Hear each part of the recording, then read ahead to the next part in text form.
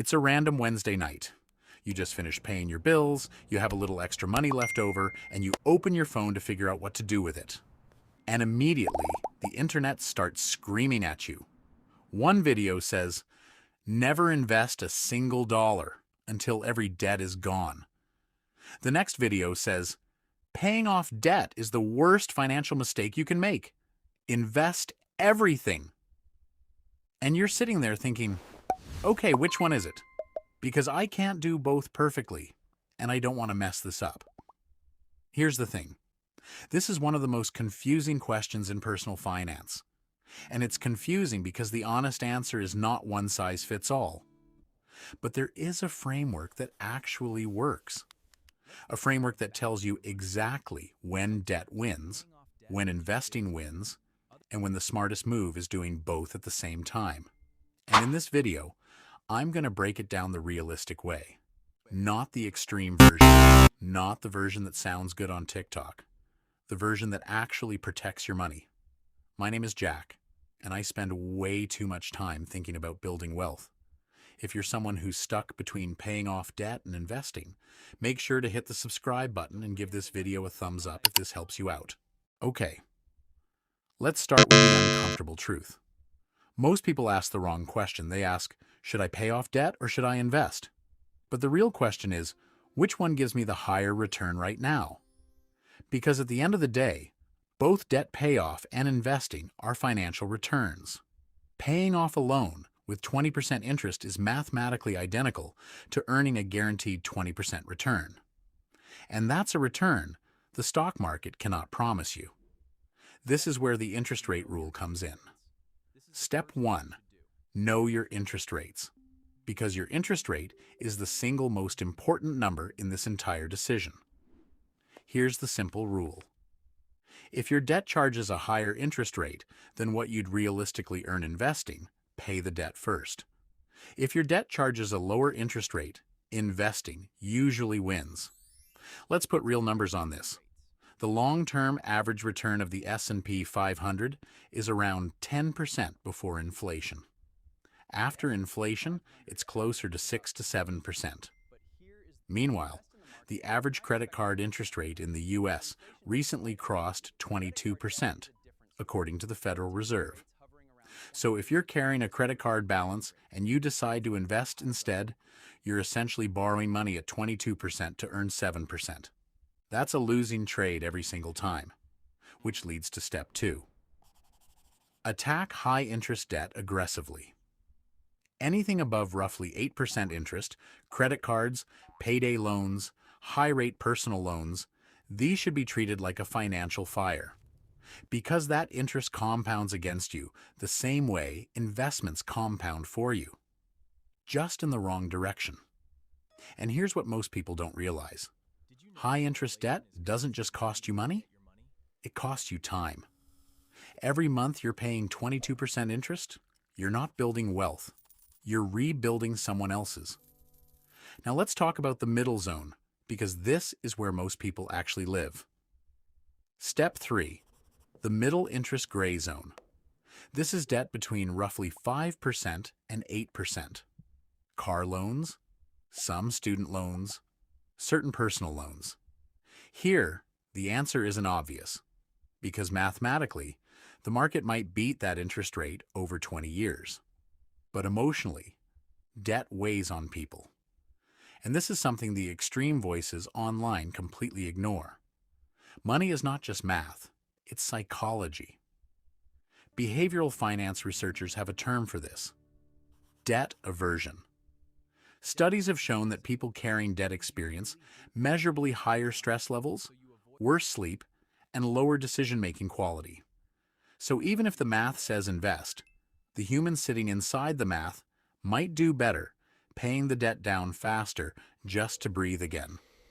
Which is why step 3 is a split strategy. Pay the minimums on middle interest debt, invest a portion, and throw extra money at the debt whenever you can. You don't have to pick a side. You can walk both paths at the same time. Step 4. Low interest debt. This is anything under about 5%. Some mortgages, subsidized student loans, 0% promotional balances. In most cases, investing beats paying this debt off early. Because if your mortgage is at 4% and the market historically returns 7% after inflation, keeping the debt and investing the difference has been the winning move for decades. But even here, there's a catch. Never sacrifice your emergency fund to invest. Because if life hits and you have no cash, you'll end up borrowing at a much higher rate. And suddenly your smart investing plan becomes an expensive mistake.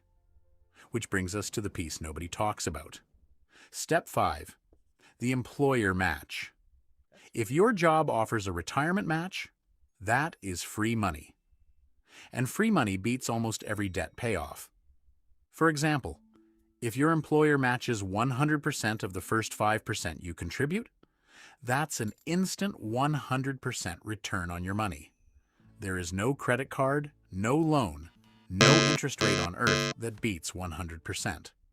So even if you have debt, contributing enough to capture the full match is almost always the right move first. After that, you go back to attacking the debt. Let me tell you a quick story. A friend of mine had about $12,000 in credit card debt at 24% interest and around $18,000 in student loans at 4%. He kept asking me, should I invest? Should I pay everything off? What do I do?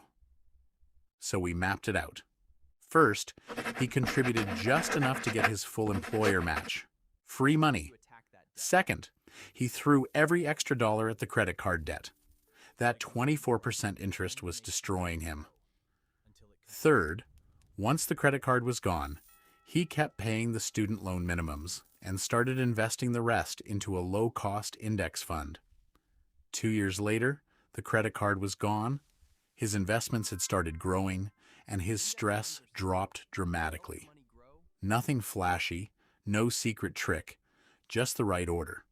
Because that's what this really comes down to. Order of operations. So here's the realistic roadmap. First, always capture your full employer match. It's the highest guaranteed return you'll ever get. Second, attack any debt above 8% aggressively. That interest is a fire, and you put out the fire first. Third, for middle interest debt, use a split strategy. Some to debt, some to investing, so you get progress on both fronts. Fourth, for low interest debt, invest instead. Let compounding do the heavy lifting while your low rate debt slowly shrinks. And fifth, protect an emergency buffer the entire time. Because the fastest way to blow up any plan is to be forced to borrow at 22% because you had zero cash. And here's the truth. Most people don't like hearing. There is no perfect answer to debt versus investing. There's only the answer that fits your interest rates, your income, and your psychology. Because someone paying 3% on a mortgage while investing aggressively is making a great choice. And someone paying off 24% credit cards before investing $1 is also making a great choice. Both are right. Both are winning. They're just at different stages of the same journey. Because sometimes the difference between staying stuck and building wealth isn't picking the perfect strategy. It's understanding which strategy fits the moment you're actually in. 5 years from now is going to arrive, whether you plan for it or not. The only question is whether you'll still be carrying the same debt, or whether you'll have quietly turned that interest rate around and started building real momentum. If this video helped you think about your money a little differently, hit the subscribe button. And I'm curious, are you attacking debt right now, investing, or trying to do both? Let me know in the comments, because the answer starts with the decision you make this week.